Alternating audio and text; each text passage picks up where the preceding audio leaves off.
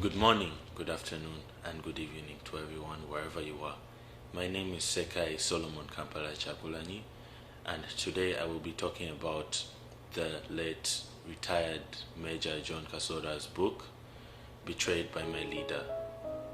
Betrayed by My Leader takes us through the late retired Major John Kasora's life in the Bush War and how his leader, Yoweri Kaguta Museveni, betrayed his principles over time. In this book, we get to see that Yoweri Kaguta Museveni, who once stood for unity for all peoples in Uganda, justice for all, and human rights, came to be the one thing that he preached against. What once began as a revolution for democracy has now become a dynasty built on lies, conspiracy, and deception. And what once was meant to be a government built by the people for the people has now become one man's family business. We dive into the late retired Major John Kasora's book and expose of Museveni and who he truly is.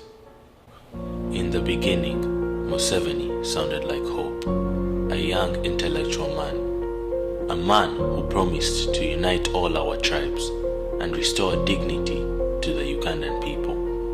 But even in those early days, beneath all the slogans and the sharp speeches, the author saw something darker, an obsession with control.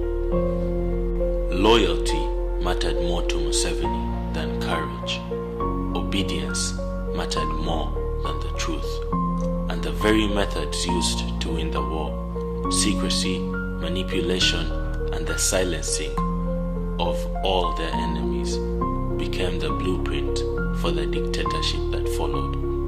He became the very thing he swore to destroy. When Museveni came into power in 1986, Ugandans celebrated. They thought that the tyranny was over. Songs of freedom filled the air, but the honeymoon was very short-lived. Shortly after, all political opponents to Museveni either disappeared or were incarcerated.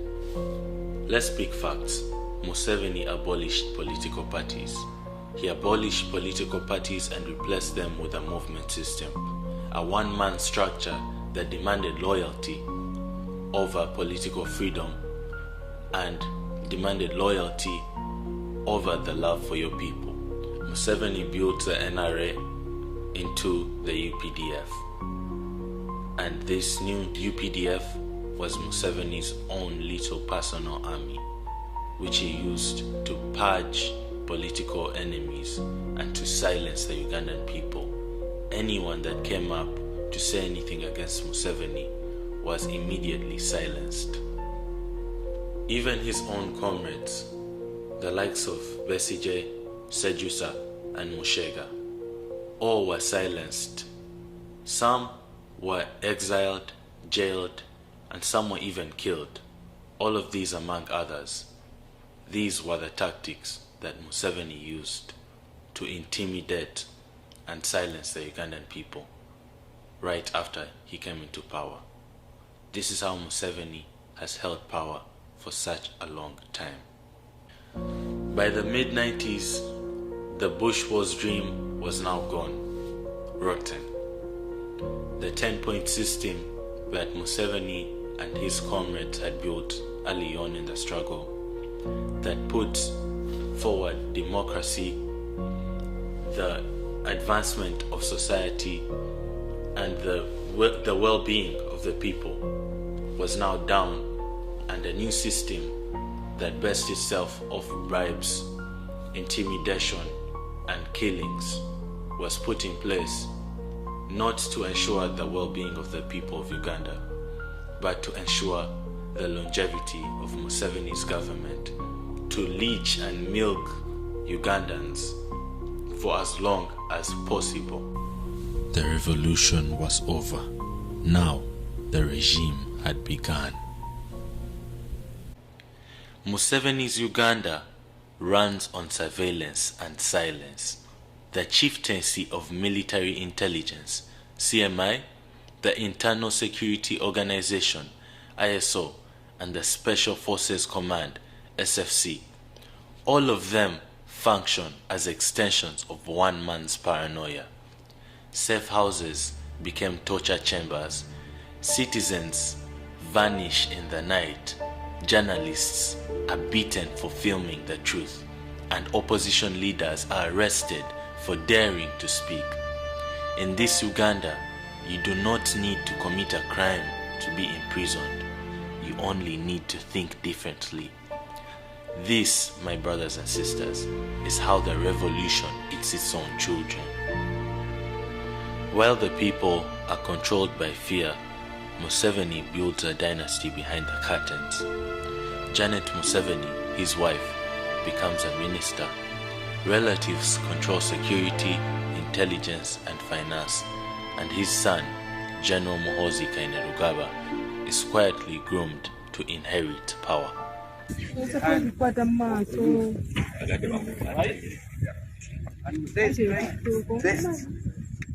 Make sure those people are not happy to this country. Right? Are we together, my friend? Now,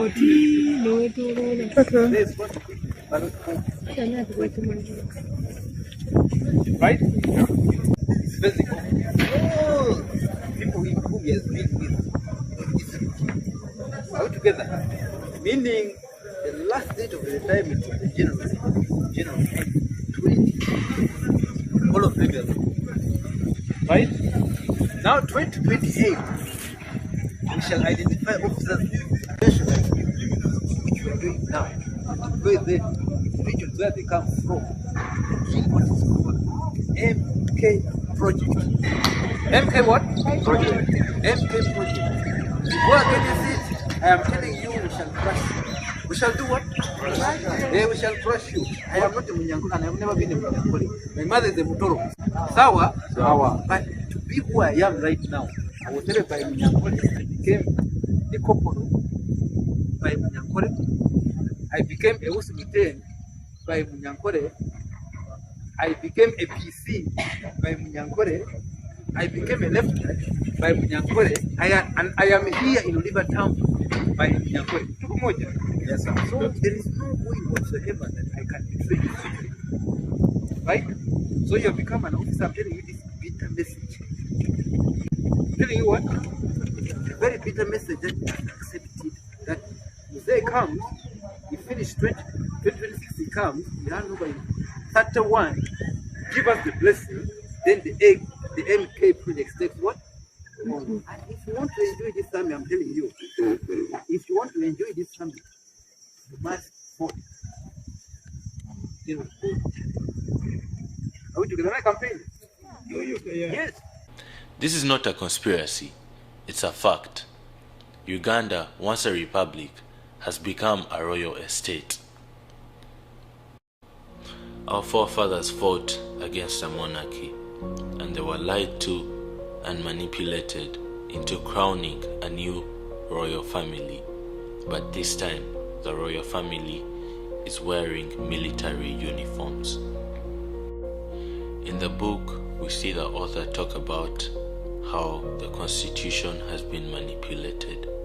In 1995, when Ugandans believed in a new dawn, a constitution with term limits and age limits. But when those limits threatened Museveni's rule, he shredded them. In 2005, he removed term limits. And in 2017, I'm sure most of us have seen, and most of us were there during that time, when the age limit was abused and the age limit was removed in 2017. The author does not mourn for himself, but for a generation of people that have been deceived.